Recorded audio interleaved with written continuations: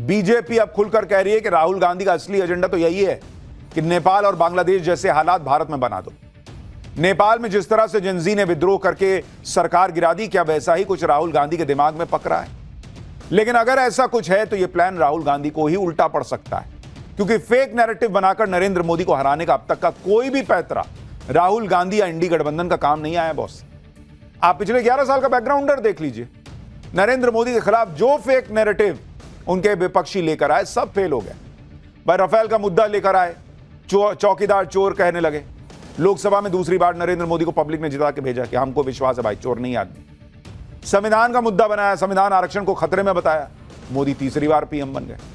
राहुल गांधी और इंडी गठबंधन के इस फेक नैरेटिव की कहानी यहीं खत्म नहीं हुई। एक के बाद एक ऐसा होता चला, कभी अडानी अंबानी, कभी अडानी हिंडनबर्ग, कभी नरेंद्र सरेंडर, कभी डेड इकोनॉमी। नरेंद्र मोदी के खिलाफ फेक नैरेटिव की आंधी चलाकर देख ली गई, लेकिन नरेंद्र मोदी टस से मस नहीं हुए। नरेंद्र मोदी का कुछ भी ये लोग बिगाड़ नहीं पाए। मोदी चुनाव पर चुनाव जीतते चले गए। अब वोट चोरी का नैरेटिव ये लोग लेकर आए और इसी में अब धीरे से जेनजी को जोड़ लिया गया। लेकिन 24 घंटे के अंदर वोट चोरी के नैरेटिव की धज्जियां उड़ गई। 24 घंटे के अंदर ही जेनजी ने जवाब भी दे दिया। पाठशाला में राहुल गांधी के जेनजी वाले दाव का उल्टा रिजल्ट आ गया है। इस रिजल्ट में राहुल गांधी पास हुए या फेल आज आपको दिखाऊंगा। जेनजी राहुल गांधी को लेकर क्या सोचता है, नरेंद्र मोदी को लेकर क्या सोचता है जेनजी। अलग अलग शहरों से नवभारत ने ग्राउंड रिपोर्ट दर्ज की है। जेनजी से बात कर तैयार की है यह ग्राउंड रिपोर्ट कि क्या वो सड़क पर आएगा। इसके अलावा आपको राहुल गांधी के राजनीतिक गुरु सैम पित्रोदा के नए कांड के बारे में भी बताऊंगा। लेकिन पहले राहुल गांधी के जेनजी वाले बयान पर जो बवाल मचा है उसकी एक झलक देखिए। मैं देश के कॉन्स्टिट्यूशन की रक्षा कर रहा हूं, संविधान की रक्षा कर रहा हूं।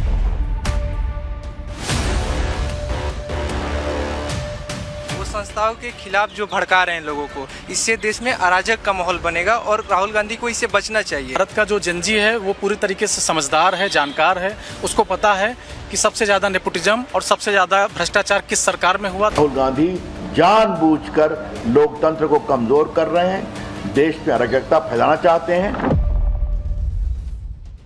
जेनजी के आंदोलन को यदि वो उठाना चाहते हैं तो हम तो राहुल गांधी के साथ हैं। पूरी गांधी फैमिली देश छोड़ती हुई नजर आएगी। नेपाल जैसी जब क्रांति आएगी, राहुल गांधी का घर फूंक दिया जाएगा।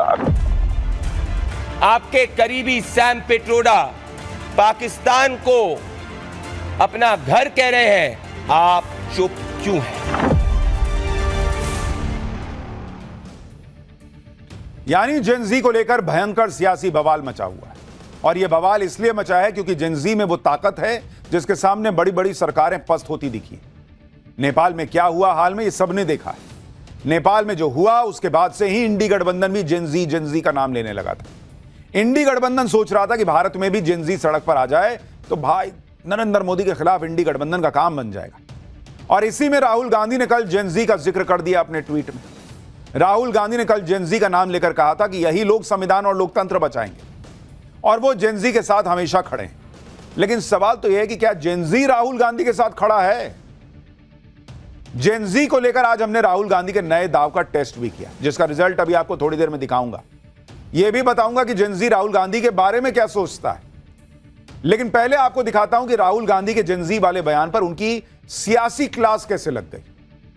भाई राहुल गांधी की एक ही दिक्कत है, ना वो चल पा रहे ना उनके मुद्दे चल पा रहे। बीजेपी ने राहुल गांधी को क्या कहा एक बार सुनिए, फिर आपको कांग्रेस क्या जवाब दे रही है वो भी सुनवाता हूं। इसके अलावा जो अभी नेपाल और बांग्लादेश में हुआ है, जिसके साथ की राहुल गांधी अपने आप को जोड़ना चाहते हैं, दोनों जगह पर जेनजी क्या कह रहा है? हम परिवारवाद के खिलाफ हैं, परिवारवादी पार्टी के खिलाफ हैं। परिवारवाद कहां है? मोदी जी तो परिवारवादी नहीं है। मोदी जी तो ग्राउंड से जो है लड़ाई करके आए हैं, यहां ऊपर उठकर आए हैं। मैं जब आपके सामने बोल रहा हूं, मेरे परिवार में तो कोई सांसद विधायक नहीं है। मैं भी एक छोटे से गांव से उठकर जो है यहां आया हूं। जेनजी के आंदोलन को यदि वो उठाना चाहते हैं तो हम तो राहुल गांधी के साथ हैं। पूरी गांधी फैमिली देश छोड़ती हुई नजर आएगी। मुझे लगता है कि गृहयुद्ध राहुल गांधी इस देश में भड़काना चाहते हैं और इसी गृहयुद्ध के आधार पर नेहरू जी ने, उनके दादाजी ने इस देश का बंटवारा किया। उसी गृहयुद्ध को करा के जेनजी जैसे मुद्दे को उठाकर ये इस देश के टुकड़े टुकड़े करना चाहते हैं। देखो, ये बम फोड़ना, ये विस्फोट करना, ये किस प्रकार की भाषा है? तो आतंकवादियों की भाषा है, बम फोड़ना ये पाकिस्तानियों की भाषा है। तो कुल मिलाकर ये इनका चरित्र इससे दर्शाता है। नेपाल जैसी जब क्रांति आएगी, राहुल गांधी का घर फूंक दिया जाएगा, अखिलेश यादव का घर फूंक दिया जाएगा। आप लिख लीजिए मेरी बात को। इनके सब के ऊपर, राहुल गांधी के ऊपर भ्रष्टाचार के मुकदमे हैं। राहुल गांधी के बयान पर बीजेपी गुस्से में। दूसरी तरफ इंडी गठबंधन के नेताओं के दबे अरमान बाहर आ रहे हैं। इंडी गठबंधन के नेता राहुल गांधी के जेंजी वाले बयान को सही बता रहे हैं। कह रहे हैं कि भारत में युवाओं को सड़क पर आ ही जाना चाहिए, जैसे नेपाल में हुआ था। सुनिए एक बार। तो मैं समझता हूँ युवाओं ने रास्ते पे उतरने की जरूरत है। युवाओं में बड़े पैमाने पे नाराजगी है, अन्याय की भावना निर्माण हुए। मैं समझता हूँ युवा आने वाले समय में नेपाल जैसा रास्ते पे उतरेंगे। ये एक ऐसा क्रिटिकल क्षण है हमारे लोकतंत्र के लिए कि अगर हमने सारी चीजें दुरुस्त नहीं की तो ये भरभरा के गिर जाएगा। भरभरा के इन लोगों की पॉलिटिक्स गिर गई है बॉस, और इसलिए इनको आखिरी उम्मीद दिख रही है कि किसी तरह सड़क पे आंदोलन हो जाए, कुछ नेपाल उपाल जैसा माहौल बन जाए तो फिर आए इनको आनंद। राहुल गांधी ने जेंजी का नाम लिया और नेपाल से उसको जोड़कर रही सही कसर इंडी गठबंधन के नेताओं ने पूरी कर दी। राहुल गांधी के बयान पर विवाद हुआ तो कांग्रेस ने कहा कि उन्होंने कुछ गलत नहीं कहा है। कांग्रेस को कुछ गलत दिख ही नहीं रहा भाई। सुनिए कांग्रेस क्या कह रही है, फिर बताऊंगा जेंजी ने आज राहुल गांधी को कैसे तगड़ा जवाब दे दिया। संविधान बचाना, लोकतंत्र बचाना, वोट चोरी बचाना क्या देश के संविधान के खिलाफ है, लोकतंत्र के खिलाफ है। पर भाजपा अपने दामन में झांक के देखते हैं तो उनको नजर आती है वोट चोरी। राहुल गांधी कुछ भी कर दें, कांग्रेस वालों को कुछ गलती दिखती ही नहीं। कांग्रेस किस लेवल की पॉलिटिक्स कर रही है उसे उसमें भी कोई गलती नहीं दिखती। पीएम मोदी के मां को लेकर एआई वाला वीडियो डाले थे, इनमें इन लोगों को उसमें भी कुछ गलती नहीं दिख रही थी।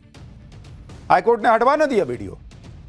राहुल गांधी जेंजी वाला दांव चल रहे थे, लेकिन 24 घंटे में यह दांव फेल हो गया। जेंजी से जुड़े एक चुनाव में राहुल गांधी और कांग्रेस को झटका लग गया। आज दिल्ली विश्वविद्यालय छात्र संघ का चुनाव था, उसके नतीजे जारी हुए जिसमें बीजेपी के छात्र संगठन एबीवीपी को शानदार जीत हासिल हुई। दिल्ली विश्वविद्यालय के छात्रों ने 4 में से 3 सीटें एबीवीपी को दे दी और राहुल गांधी की कांग्रेस और उसके छात्र संगठन एनएसयूआई को सिर्फ 1 सीट मिली। एबीवीपी के विनिंग कैंडिडेट ने जमकर जश्न मनाया। समर्थकों ने जीते हुए कैंडिडेट्स को कंधे पर उठाकर जुलूस निकाला। आप देखिए जेंजी बीजेपी के एबीवीपी को जिता रहा है बॉस। जेंजी क्या चाहता है राहुल गांधी देखिए कैसे जीत के बाद माहौल बना हुआ। दिल्ली विश्वविद्यालय छात्र संघ के चुनाव में रिजल्ट आ चुका है। 3 सीटें एबीवीपी जीती है, वहीं 1 सीट जो है वह एनएसयूआई जीती है। दिल्ली विश्वविद्यालय के छात्रों ने एक ऐतिहासिक निर्णय दिया। आप देखिए कि दिल्ली विश्वविद्यालय के छात्र आज राष्ट्रवादी विचारधारा के साथ है। बस यही कहना चाहूंगा कि बहुत खुश हूँ, सब लोगों ने बहुत साथ दिया और बहुत भारी बहुमत से जीते हैं। जो वादे आप लोगों के थे पूरे होंगे? बिल्कुल बिल्कुल, कल से काम पे। किस तरीके से लोगों की बड़ी तादाद यहाँ पर पहुंची है और पूरे विश्वविद्यालय के कैंपस में इस वक्त जश्न का माहौल है, एबीवीपी के लोगों की तरफ भी और साथ ही साथ यहाँ पे जश्न का माहौल है। कांग्रेस और उसके छात्र संगठन के लिए नतीजे बहुत ही निराश करने वाले हैं, क्योंकि कांग्रेस को युवाओं से उम्मीद थी कि भाई वो राहुल गांधी को सुन रहे होंगे तो एनएसयूआई को जिताएंगे, बात मानेंगे उनकी। लेकिन युवाओं ने तो उल्टा काम कर दिया। आप देखिए डूसू चुनाव में अध्यक्ष पद के लिए एबीवीपी के आर्यन मान जीते। आर्यन मान को कुल 28,841 वोट मिले। दूसरे नंबर पर एनएसयूआई जोसलिन चौधरी रही, उनको 12,645 वोट मिले। उपाध्यक्ष पद के लिए एनएसयूआई के राहुल झांसला जीते, उनको 29,339 वोट मिले, जबकि एबीवीपी के गोविंद तंवर को 20,547। सचिव पद के चुनाव में एबीवीपी के कुणाल चौधरी को जीत मिली, उनको 23,779 वोट मिले। एनएसयूआई के कबीर को 19,117 वोट मिले। संयुक्त सचिव के चुनाव में भी एबीवीपी की दीपिका झा जीत गई। दीपिका झा को 21,825 वोट मिले। एनएसयूआई के लवकुश भड़ाना को 17,380 वोट मिले। यानी दिल्ली यूनिवर्सिटी छात्र संघ के चुनाव में बीजेपी के एबीवीपी ने बम्पर जीत हासिल की और राहुल गांधी की एनएसयूआई का पत्ता साफ होते होते बचा मात्र 1 सीट में। लेकिन कांग्रेस कल तक ऐसे दावे कर रही थी कि एनएसयूआई 4 सीट जीत जाएगी। इसे राहुल गांधी के हाइड्रोजन बम से जोड़ रही थी कि मोदी जी को 2 धमाकेदार गिफ्ट मिलेंगे जिससे वो बर्थडे मनाना भूल जाएंगे। सुनिए कैसी कैसी बातें कर रहे थे ये लोग, फिर आपको बताता हूं कि नवभारत के कैमरे पर देश के जेनजी ने राहुल गांधी के लिए क्या मैसेज भेजा है। इस बार हम चारों सीटें जीतने वाले हैं। वैसे भी आज एक हाइड्रोजन बॉम्ब का धमाका हो रहा है, जो मोदी जी को ऐसी गिफ्ट मिलेगी कि शायद वो अगली बार अपना जन्मदिन मनाना भूल जाएं। एक आज राहुल गांधी देने वाले हैं और कल NSUI की चारों सीट जीतकर हम एक और उन्हें बर्थडे गिफ्ट देंगे। अगली बार से बर्थडे मनाते हुए भी वो 2 बार सोचेंगे। ये लोग इतना बोल जाते हैं कि फिर उसको यूटर्न लेना भी मुश्किल है कि मोदी जी बर्थडे मनाना भूल जाएंगे, चारों सीट NSUI जीत जाएगी। एक बड़ी मुश्किल से आई है। आज जब नतीजे आए तो बीजेपी ने कांग्रेस की क्लास लगा दी। बीजेपी ने कहा कि NSUI सिर्फ उपाध्यक्ष पद की सीट ही जीत पाई है और वहां भी जो जीता है वो ABVP का पूर्व कार्यकर्ता है।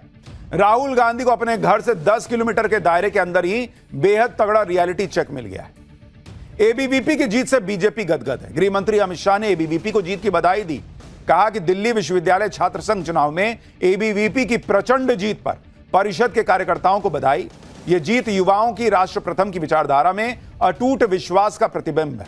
इस विजय से परिषद की छात्र शक्ति को राष्ट्र शक्ति में परिवर्तित करने की यात्रा को और गति मिलेगी। देखिए, वैसे तो यह एक छात्र संघ का चुनाव था, लेकिन चूंकि राहुल गांधी इंडी गठबंधन वाले जेनजी नेपाल ये वो कर रहे थे, इसलिए इसकी महत्ता जो है वो बढ़ गई कि देखिए जेनजी क्या सोच रहा है। डूसू चुनाव में हार राहुल गांधी के लिए झटका है, क्योंकि राहुल गांधी जेनजी वाला फेक नैरेटिव नरेंद्र मोदी के खिलाफ बनाने में जुटे हैं।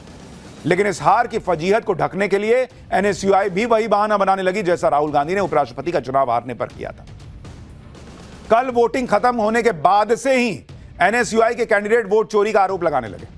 कह रहे थे कि चुनाव में गड़बड़ हुई है, EVM में स्याही लगाई जा रही है जिससे ABVP के कैंडिडेट को वोट बढ़ाया जा सके। जो राहुल गांधी कह रहे हैं वही NSUI वाले गाना शुरू कर दिए कि वोट चोरी हुई है। सुनिए कल क्या कहा था उनके अध्यक्ष पद के कैंडिडेट ने। विश्वविद्यालय प्रशासन से, दिल्ली की सरकार से और देश की सरकार से पूछना चाहती हूँ कि जो मैंने मेहनत करी है और जो आज के दिन 4-5 घंटों में मेरी सारी मेहनत पर पानी फेरा जा रहा है। For more of such videos, do like, share and subscribe to ET Now Swadesh.